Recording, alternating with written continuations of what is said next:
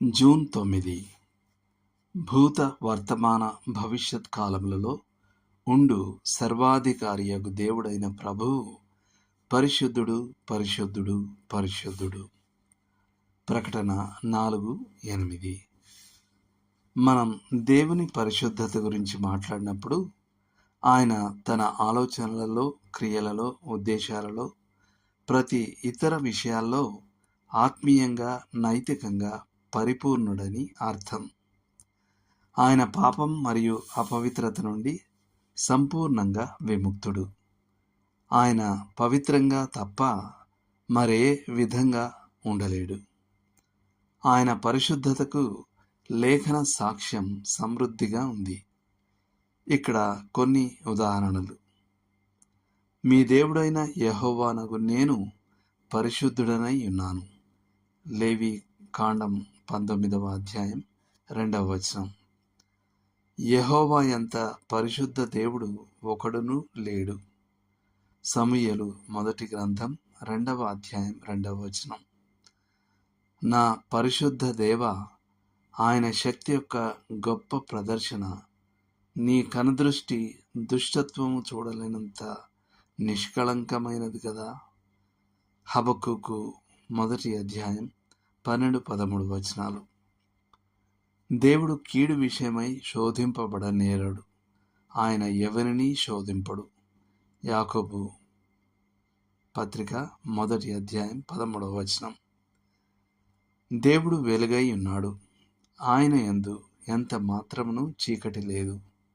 యోహాను రాసిన 1 పత్రిక 1:5. నీవు మాత్రము పవిత్రుడవు. ప్రకటన 15:4. ఆయన దృష్టికి నక్షత్రములు సహా పవిత్రమైనవి కావు. యోబు 25:5. పాత నిబంధనలోని యాజకత్వం మరియు బలి అర్పణ విధానం ఇతర విషయాలతో పాటు దేవుని పరిశుద్ధతను బోధించాయి.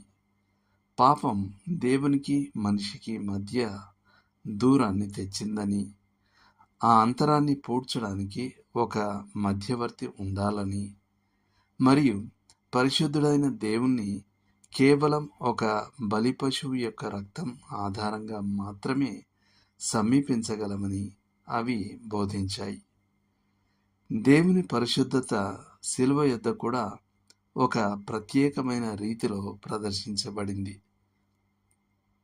ఆయన క్రిందికి చూసి తన కుమారుడు మన పాపాలను భరించడాన్ని చూసినప్పుడు దేవుడు ఆ 3 భయంకరమైన చీకటి గంటల పాటు తన ప్రియ కుమారుని విడిచిపెట్టాడు. దీనంతటి అన్వయింపు మనకు స్పష్టంగా ఉంది. మనం పరిశుద్ధులుగా ఉండాలన్నదే దేవుని చిత్తం. మీరు పరిశుద్ధ పరచబడుటయే దేవుని చిత్తము. తెస్సలోనికైలకు రాసిన పత్రిక 1 పత్రిక 4:3. మిమ్మును పిలిచిన వాడు పరిశుద్ధుడై ఉన్న ప్రకారము మీరును సమస్త ప్రవర్తన యందు పరిశుద్ధులై ఉండుడి. పేతురు రాసిన 1 పత్రిక 1:15. దేవుని పరిశుద్ధత గురించిన ఆలోచనలు మనలో లోతైన భయభక్తులను కూడా కలిగించాలి. ఆయన మోషేతో చెప్పినట్లుగా, నీ పాదముల నుండి నీ చెప్పులను విడువుము. నీవు నిలిచి ఉన్న స్థలము పరిశుద్ధ ప్రదేశము. నిర్గమకాండము 3:5. దేవుని సన్నిధిలో నిలబడడానికి అవసరమైన పరిశుద్ధతను చూసి టి.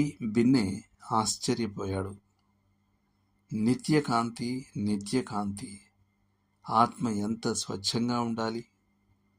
నీ శోధించే దృష్టిలో ఉంచబడినప్పుడు అది కుంచుకుపోక ప్రశాంతమైన ఆనందంతో జీవించి నిన్ను చూడగలగాలి.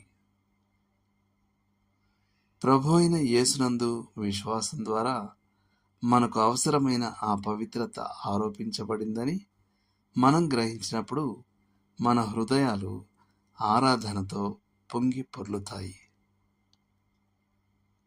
దేవుడు మిమ్మును దీవించునుగాక.